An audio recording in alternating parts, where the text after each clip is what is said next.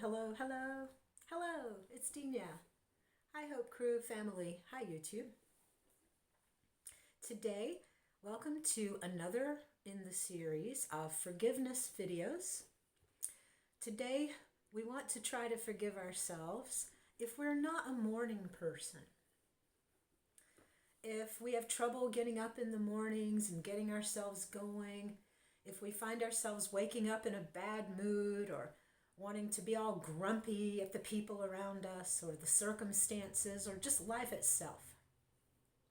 So instead of starting today by thinking about all the things and the reasons that we might have to do this, to forgive ourselves first, I want us to go ahead and think about the changes we might make. And as we're thinking about the changes we might make, think about the things you're currently doing and forgive yourself for those things and try to think of how you might establish this new chain.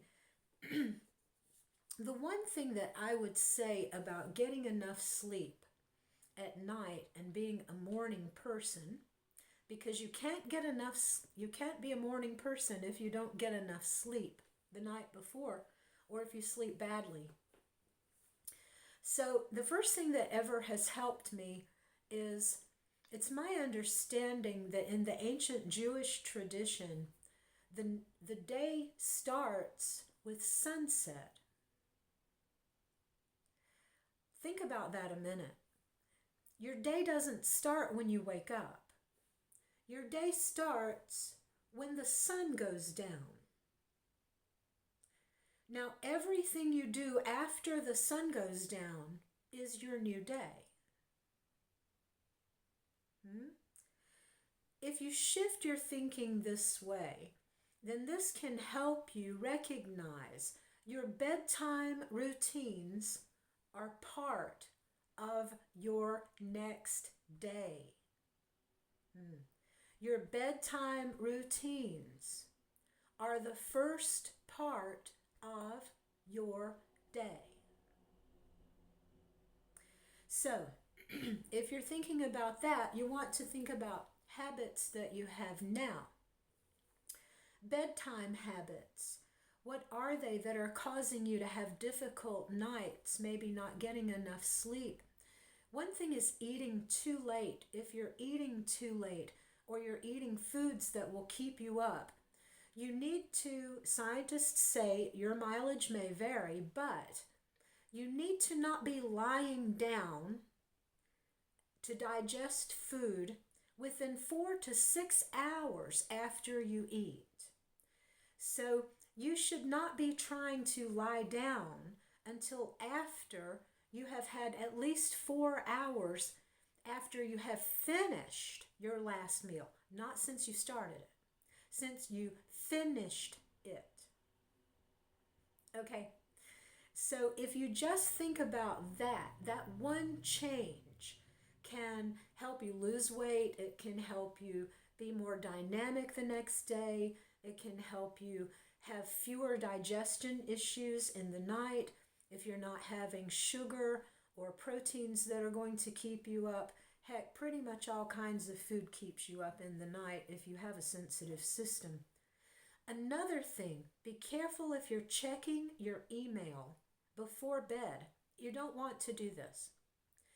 This is the last part of the day you want to expose yourself to difficult news. Look, if it was an emergency, they would call you. Nobody sends an emergency email. If it were an emergency, they would text you. If it were an emergency, stop checking your email. Also, stop listening to news at night. Stop thinking that you can settle the problems of the world before you go to bed or be confronted by them. Because if you don't have time to solve them, you don't have time to confront them. You don't have time to open the can of worms unless you have time to use those worms. Bright lights, violent television.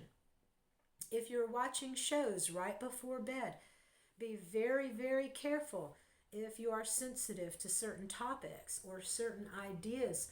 You may be having flash, flash, flash in your head as you're trying to sleep.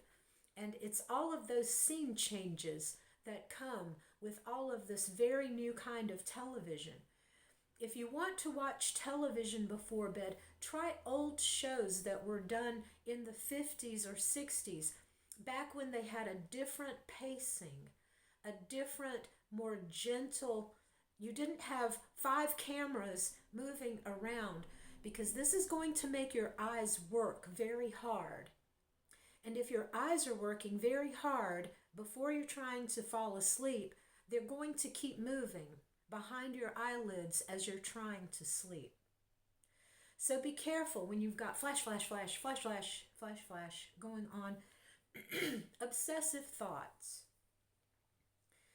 If you have obsessive thinking and you start trying to think about things before bed, so try to make a good bedtime routine that allows you to orient yourself on the next day, on the day that is coming, in a way that is not obsessive, in a way that feels in control and looking forward to what might be coming the day ahead. Now, also morning routines. There are things you can do for your morning, but you're better off controlling that night before the bedtime. So in the morning, 2 things to be very, very careful of. Try to establish a good morning routine that allows you to wake up without going on and getting lost into something else.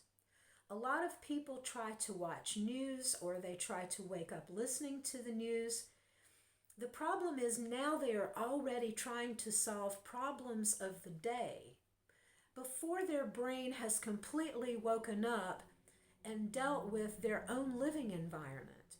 They don't yet even know their own bodily needs, but they know the latest thing that the American would-be president or whatever is doing.